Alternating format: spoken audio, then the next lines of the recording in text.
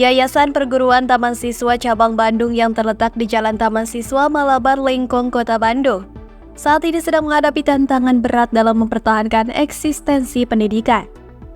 Pada sistem penerimaan murid baru tahun 2025, Taman Siswa Bandung hanya menerima 1 murid baru untuk jenjang SMA. Sementara untuk jenjang SMK nihil penerimaan siswa baru.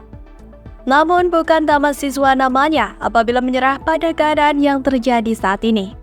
Di tengah kesunyian yang menjadi teman setia, tenaga pengajar tetap memiliki roh dan tanggung jawab moral untuk mencerdaskan para generasi penerus. Ketua Bidang Organisasi dan Panitera Yayasan Taman Siswa Anwar Haja di sela-sela jam istirahat menjelaskan situasi tersebut. Ia mengungkapkan bahwa awalnya Yayasan Taman Siswa Cabang Bandung menerima 12 calon murid yang hendak menempuh pendidikan jenjang pendidikan SMA. Namun terbitnya keputusan Gubernur Jabar nomor 463.Kep.323/Distrik/2025 tentang petunjuk teknis pencegahan anak putus sekolah ke jenjang pendidikan menengah di Provinsi Jawa Barat, serta kebijakan zonasi. 11 calon murid itu terjaring ke SMA bertitel negeri. Yang mendaftar kemarin sudah dijelaskan untuk SMA itu ada sekitar 12. Saya cek terakhir itu ke kepala sekolah itu ada 12, tapi kemudian yang lainnya itu mundur karena masuk sekolah negeri. Jadi tinggal 2, kemudian yang 1 juga nggak ada beritanya, tinggal 1 orang. Anwar berujar, 1 murid baru SMA Taman Siswa Bandung bernama Nadif Al-Farizi yang saat ini berusia 16 tahun.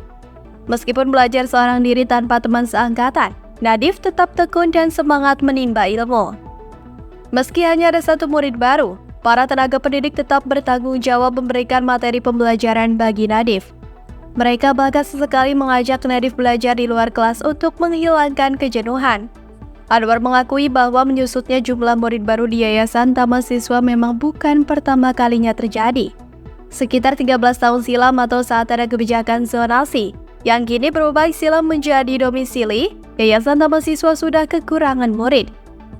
Di masa jayanya, lanjut Anwar, SMA Taman Siswa Bandung melahirkan para atlet ternama di berbagai cabang olahraga. Misalkan pebulu tangkis Taufik Hidayat yang saat ini menjadi Wakil Menteri Pemuda dan Olahraga.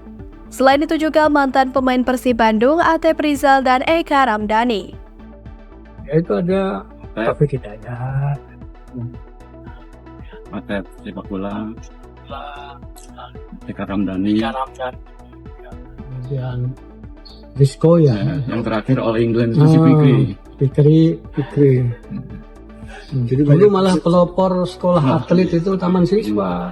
Zaman kejayaannya itu ya. Zaman kejayaannya memang sekitar tahun 80 sampai 2010 lah ya. Setelah 20 ada kebijakan zonasi itu yang menyebabkan Taman Siswa mengalami kesulitan. Saat ini Yayasan Taman Siswa Cabang Bandung terutama jenjang SMA dan SMK akan memperbaiki kondisi internal dengan mencari terobosan agar bisa kembali eksis di dunia pendidikan. Mengingat jenjang pendidikan TK milik Yayasan Taman Siswa Cabang Bandung yang berdomisili di Kompleks Pandanwangi, Cijawura, Buah Batu, Kota Bandung bisa bertahan dan terbilang berkembang. Kita tentu saja mencari terobosan dan kita tetap berjuang di bidang pendidikan.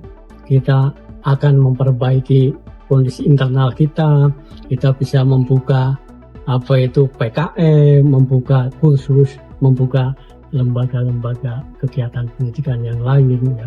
Dan kita masih punya taman kanak-kanak di Pandanwangi yang juga berkembang ya, artinya kualitasnya itu bisa dibanggakan ya. Kita masih punya SMP yang bisa kita kembangkan lagi. Namun Anwar berharap agar pemerintah lebih bijak dalam menerbitkan kebijakan dan memperhatikan perjuangan sekolah swasta. Sebab keberadaan sekolah swasta sejatinya bukan kompetitor sekolah negeri, melainkan mitra. Apalagi sebelum Indonesia merdeka pada 17 Agustus 1945, sekolah swasta ini sudah terus serta berjuang dan mencerdaskan kehidupan bangsa. Ya, saya harap pemerintah bijak dan memperhatikan perjuangan sekolah-sekolah swasta, karena sekolah swasta itu adalah mitra, bukan kompetitor. Jadi harus ada kebijakan yang berpihak kepada sekolah-sekolah swasta.